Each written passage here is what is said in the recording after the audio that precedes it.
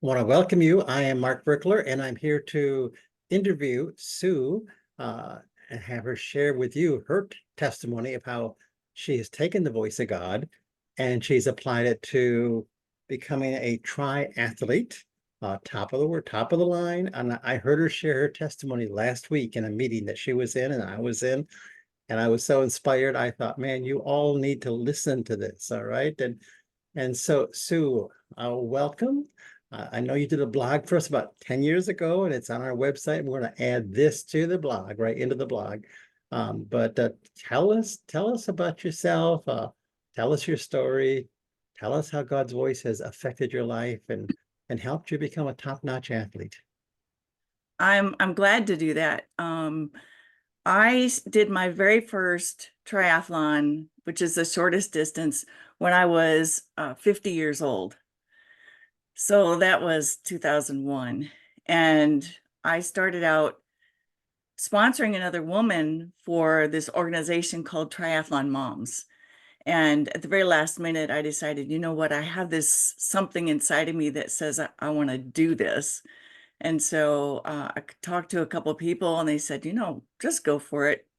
And so I did my first one on like 6 weeks of training, had never ridden a bike that had more than one gear. Mm, So it was like a very big deal for me. mm, And so I did my first one, which is the shortest distance, a sprint, which is like 400-meter swim, 15-mile bike, 5K, run at the end sequentially, one right after the other. And I thought I was going to die. I thought it was just like, it was an amazing experience. I had never spent myself quite like that. mhm, But I came in second in my age group and I thought, oh, hey, you know, if I actually trained for this, I might be really good at it. So I mm, kept doing a few a year. I think I started to do the next distance was the Olympic distance, which is about twice those distances. Um, and then around 2008, 2009, 8 years into this, I had an experience with the Lord because I asked the Lord for a life-changing experience. And I thought this was going to be something like a soaking prayer and the Holy Spirit was going to come upon me, or somebody's going to lay hands on me, something very spiritual. right. And it wasn't that at all. Because when I got to the pool that morning, um, I was reluctant to get in because I'd been out for 2 weeks. And I thought, oh, I'm going to be the last one to all the drills. And I didn't like doing that. And the coach just walked by and said, "You're an elite athlete. You're going to be fine." And these words like leaped into my heart. It was like they just lodged themselves. And so the whole practice, I'm thinking, elite athlete. I have never seen myself as an elite athlete. What does that mean? How would I think? What would I do? How would I behave? What does this mean? So I went home and I journaled about it. And that journaling entry is in my original post that people can read. Okay. And he explained that it was going to be a shortcut to maturity and that I wasn't supposed to be so concerned about my ranking or if I got in first, second, or third or whatever. And that he was going to give me inspiration. He was going to give me guidance. He just listed all sorts of promises that he was making in this particular entry.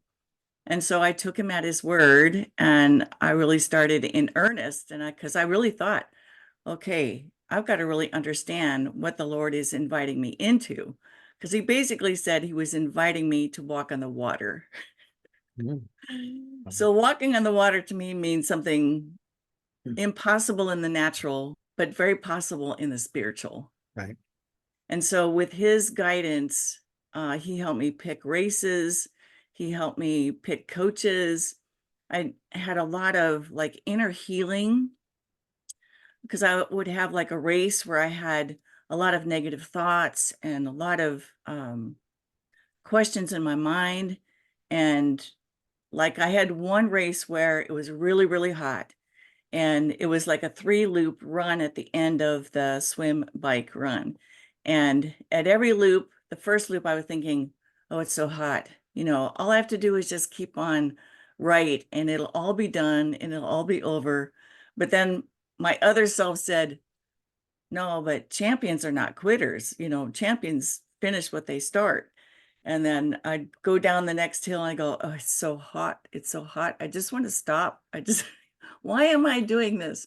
And then the Holy Spirit would say, this is a training ground for a championship, a mindset, how to overcome. You're becoming an overcomer, and that every obstacle you're meant to overcome.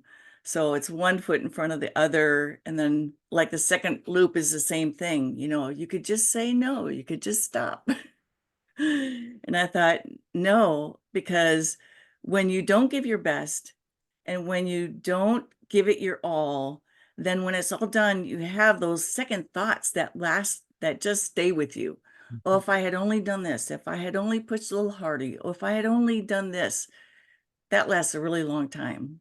But what I learned is that when you race and you give it all, then the results are just the results. If you come in first, that's like wonderful. If you come in second or third or whatever, at least you gave it all, you've done your all, and the results are just the results. Right. And there's a lot of freedom in that, and just knowing that how you go through life is very much like that. Yep. If you don't enter in with everything, if you don't give it, then you're going to always have second guessing yourself. If I had only done this, if I had only said that. So it was just really an amazing experience. I raced at the top levels for 20 years and retired in 2019. And along those ways, I became the North American champion at the full distance, which is a full distance triathlon is a 2.4-mile swim, between 112 and 116-mile bike, and then a full marathon at the end, back to back. And I thought, and when I first started triathlons, that this is something that I would never do. Only crazy people would do that distance. That surely that's unhealthy. Surely that can't be good for you. And so I just dismissed that from my mind. I'm just never doing that.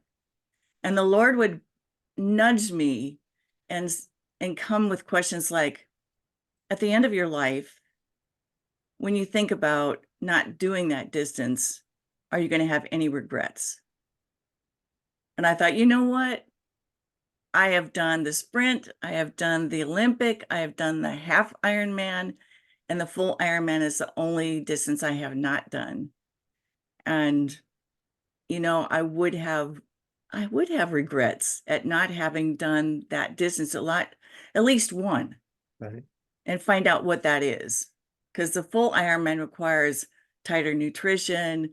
Everything's much more specific. It's much more critical. It's because you're out on the course for 12 to 14 hours, sometimes 16 hours, depending on the course.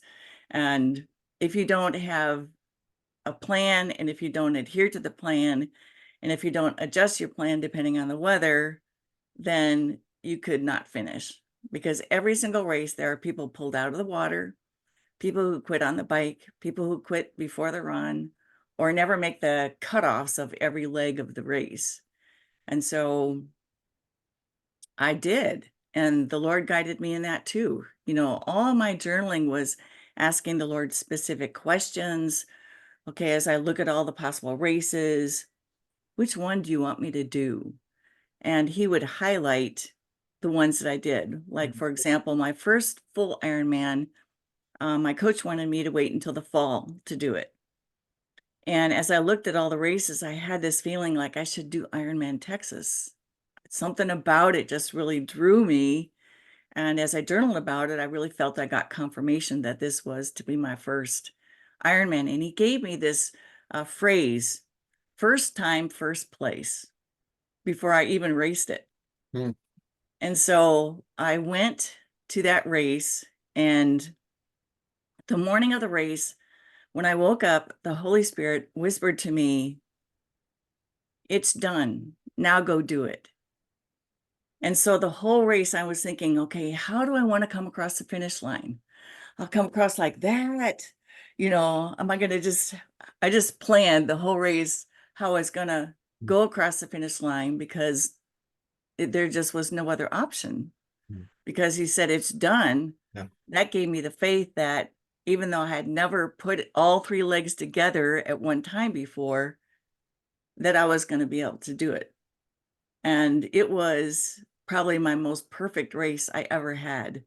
I raced within,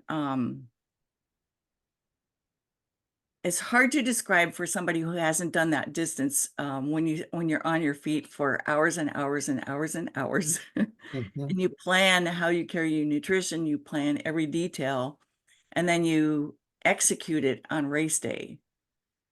And everything comes together or not on race day. Mhm. So this particular race, it was like I had perfect pacing, I had perfect energy, I had perfect everything. It was like just the most amazing race. And so when I came across the finish line, I thought, wow, it wasn't as hard as I thought it was going to be. I thought it was going to be so much harder. People told me all these horror stories, blisters on your feet, achy hips, and um, throwing up and terrible things like that, people being hauled off in the ambulance. And so I wanted to make sure I had everything as best as I could. And by then I sort of really understood the sport. I had, the Lord gave me creative ideas on how to stay cool on hard courses. And he gave me an invention that I used for most of my races, which was a little pouch around my neck and tucked into my tri-suit with ice in it. And that at every aid station, I just fill it with ice. And I had a little pouch on the inside of my hat. And so I would just fill that up on one and put it over my head. And I never saw anybody who had similar kinds of things. So there was witty inventions as part of my ideas that he gave me. And I know that every single race I did, every single one of them, I learned something about myself. I learned something about the nearness of God, the faithfulness of God, his guidance and creativity, and even how to fire a coach. Mm. I was at the time doing Olympic, let's see, I think sprint distances or Olympic. I don't recall at the time because it's been a long time now. And I had a dream that my current coach was not going to be able to take me the distance. It was a very interesting dream. And I woke up and I go, oh my goodness, Lord, what does that mean? So he had to give me the interpretation, which was, this coach is not going to be able to take you where you want to go. And so I didn't want to hurt this guy's feelings. And so I had a journal about that. Mhm. Lord, I don't want to hurt his feelings, but I know that he's not going to be able to take me the distance I want to go. And the Lord told me something very interesting. He said, when you give somebody constructive criticism or constructive guidance, yes, they may feel a pinch of pain, but it's an opportunity for them to be better. Mhm. Because I'd had several issues with him, and I had talked to him before about it, and he would lapse into previous behaviors. And so there were things that I was not really happy with.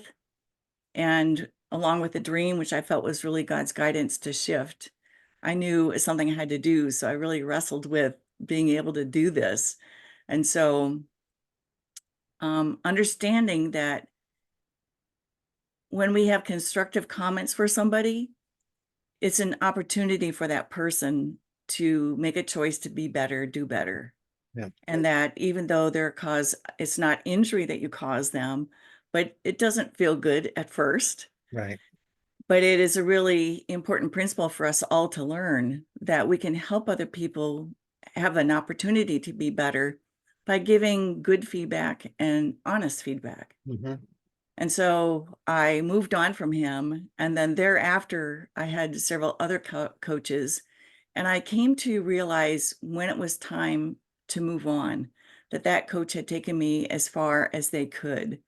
And then I ended up with, several different coaches.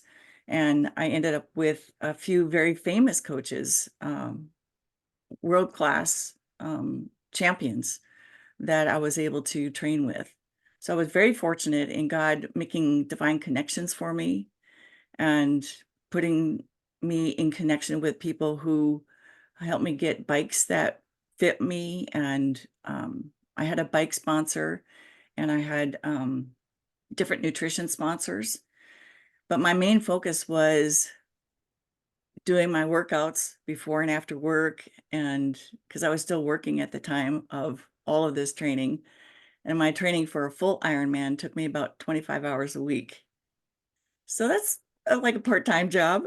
Yes, it is. Yes. There's a question in the back of my mind. Would you run through with a full Ironman? What are the lengths of times with each of the different activities that you do again, or the how many miles, Distances. whatever? Yeah, the swim part is 2.4 miles. Okay. And it takes a lot of people about an hour 15, hour 11, about that amount of time in the water to complete that distance. Mm-hmm. The bike, 112 to 116 miles on the bike, depending on the course.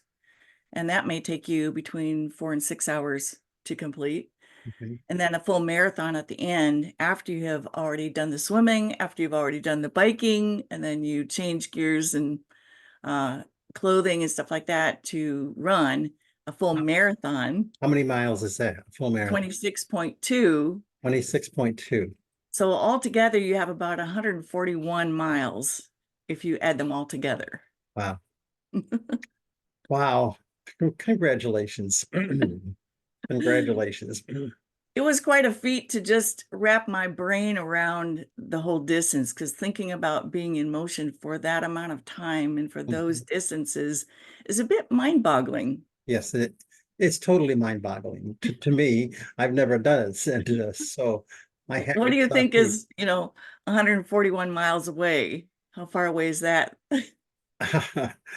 Um, that's a quite a ways. It's yeah, coast to coast in Florida, I think perhaps. I don't know. One coast to the other one, I think maybe. Wow. Yeah, so it was life lessons. I mean, it totally changed how I saw myself and really gave me a depth of relationship with the Lord, because when you are involved in a sport, a lot of people around you will say, well, that's not a spiritual activity. Hmm. And I had a lot of doubts myself, Lord, I'm spending so much time swimming, biking, running, stretching, getting a massage, watching what I eat. Is this really how you want me to spend my time? Because I could be praying more. I could be speaking in tongues more. I could be doing Bible study more. I could be getting further on my doctoral studies. Um, but he made it very clear that actually one day he gave me a vision in the midst of all my doubts and misgivings and trying to figure it out. He gave me this vision of me on the precipice of a cliff. And I looked over the edge and I couldn't see the bottom. And he said, it's much better to throw yourself off the cliff in response to my invitation, not knowing what the results are going to be, than to stand on the edge of the cliff looking and not doing anything, not risking anything. So in my vision, I threw myself off the cliff, Hmm. Hmm. went down for a while, and then came up soaring. Wow. And so it was like the Lord was really saying, I want you to commit your heart to this.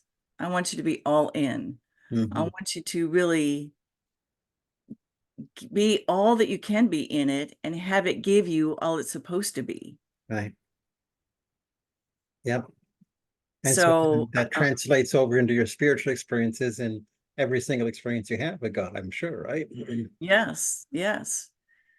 And towards the end of those 20 years of competition and many, many world championships, and I qualified for many more championships than I actually went to, but it's a fairly expensive sport. So that's a factor as well. Hmm. And I got to the point where I didn't enjoy it as much. I didn't have the same kind of motivation. And I started to journal about that. And I said, help me understand why I'm not as motivated. I'm not as, it's not as fun as it used to be. Mm-hmm.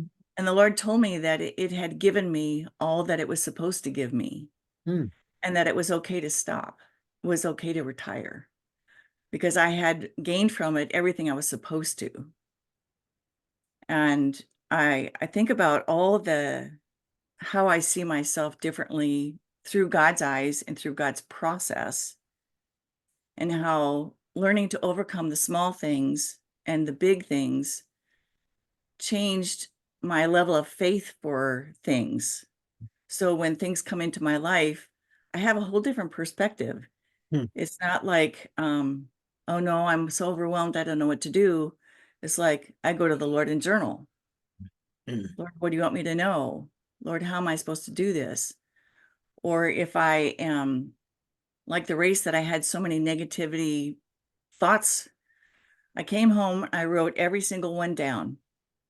And then for every entry, I said, okay, Lord, what do you say? And I wrote down what he said. He had an answer. He had his perspective on every single negative thought that changed how I went into races. Mm-hmm. And even when I bumped up from Olympic distance to half Ironman distance, I wasn't, I had always called myself not a great runner. And so in preparation for my first half Ironman, which is half the distances of the full Ironman, I went up to DC from Virginia and ran just a running race, just a running half marathon, just to see what it was like. And I paced like my coach told me. I monitored everything like I was supposed to. And it was about 56 degrees. It wasn't great weather. And it started to rain right when I finished the finish line. So I told my husband, I said, I'm ready to go home. Let's just go home. I didn't even stay for the award ceremony because I was pretty sure if I'm running against actual runners and not triathletes, then, since I'm not a great runner, why stay? So I came home and then I looked up the results, and I had actually come in third. Oh. And so it was like, okay, I can no longer call myself a poor runner, or I'm not good at running. I have to switch my thinking to, I'm the top of my age group runner. I'm a good runner. And I had to totally switch what I said to myself, what I told myself, and what I believed about myself. Yep. Yep. So that happened with all sorts of things along that way. And I just look at life differently because of everything I've been through with it. So God is just removing the lies that I can't and I'm not enough and showing you that's not true. Yes, absolutely. Yep. And giving me strategies of success. Mhm. Like he had one race where I would always journal before a race and say, Lord, you have a racing strategy for me. And one race in Chattanooga, he said, you're going to have to dig deep for this one. Mm. And so I said, what does that mean, to dig deep? Because I wanted to make sure I understood what he meant by what he Right. said. Yep. Because it's very easy to assume we know what he means by what he says. Right. Exactly. So I asked a lot of clarifying questions to make sure I understood that he was talking about this race, this time, and not something in the future. Yep. That's And that's a good skill for all of us to develop for sure. yeah, and it turned out that that particular race, there's a place on the bike where you go across a lot of railroad tracks. And it's a very famous place where there's nutrition bottles littering all over, because you go over that and it's sort of Mm. like a bottle launcher with your nutrition. Yeah. And the Lord had given me a system to lock in my nutrition so that it wouldn't get launched by the railroad tracks, but I could still undo it and reach behind myself to get it to drink from it. And it was a particularly hot day. It was probably about 105 degrees. And so instead of normally I have a winning mindset and execute the plan, but as the race went on and I started to see athletes on the side of the road, I started to see ambulances, and I thought, I've got to adjust my pace. I've got to adjust what I'm doing and switch to a finishing mindset. Mhm. That the Lord had told me early on that it wasn't so much about winning, but it was about maturity. And so if I did my best for the conditions, Mhm. then I would satisfy all those things and I could walk away saying I did my best under this conditions that I was in, and Mhm. that everybody's racing under the same conditions. Right. And so by the end of the bike, they had run out of water that we used to cool ourselves off or to hydrate if we didn't have enough of our own, or course nutrition. They ran out because in a hot condition, you drink more, you burn more calories, you have to adjust more, take on more calories in general. And then when the transition came from bike to run, there was a lady in my age group. I saw her go into the change tent and I heard her say, I'm not doing this. I'm not doing this. And for me, that never even entered my mind not to do it. Mm. So I just kept on, and I finished that race. I think I finished second in that particular race. And, but I finished.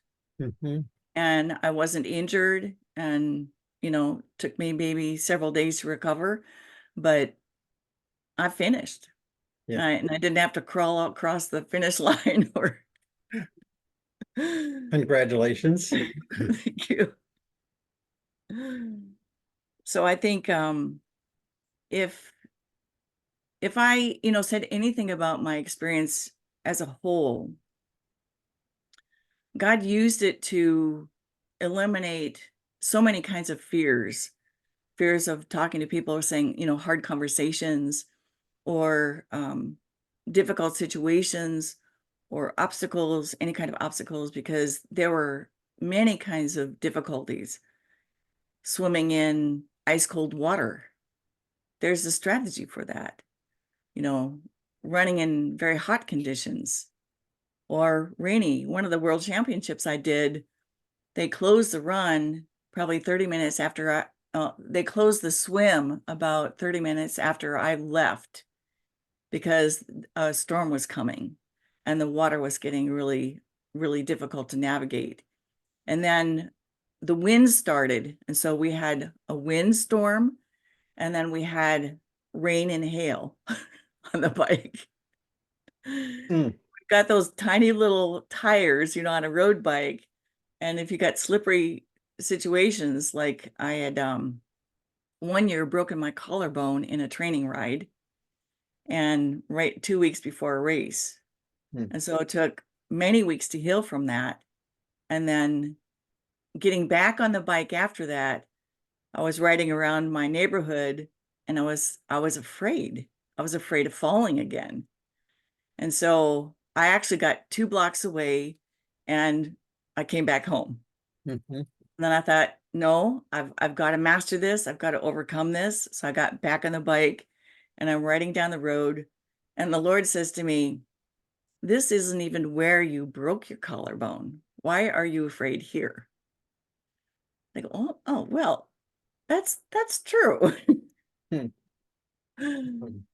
So things like that, where he corrected my thinking or misperceptions about things, or even finding out where those beliefs came from.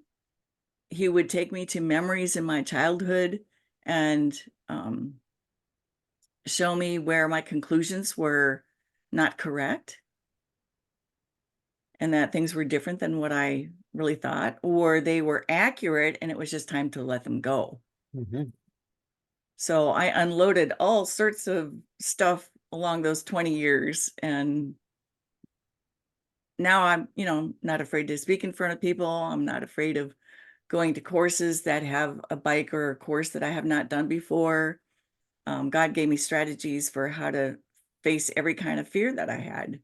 But I didn't want those fears. I didn't want to be like that. Right. I wanted to be confident. I wanted to be, you know, self-assured in that way, with a God kind of confidence. Yeah. So I see there's a board up behind you.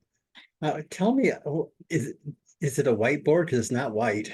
You know, I call it my vision board, Your vision board. my vision board. And so God has made us to be very visual beings, Hmm. and a picture can hold concepts. So for different races, I would put up different pictures that meant different things about that race. Okay. And even currently, I have a picture of a Mount Everest on it, which is, and I have drawn lines that are the number of classes I have to finish for my doctorate.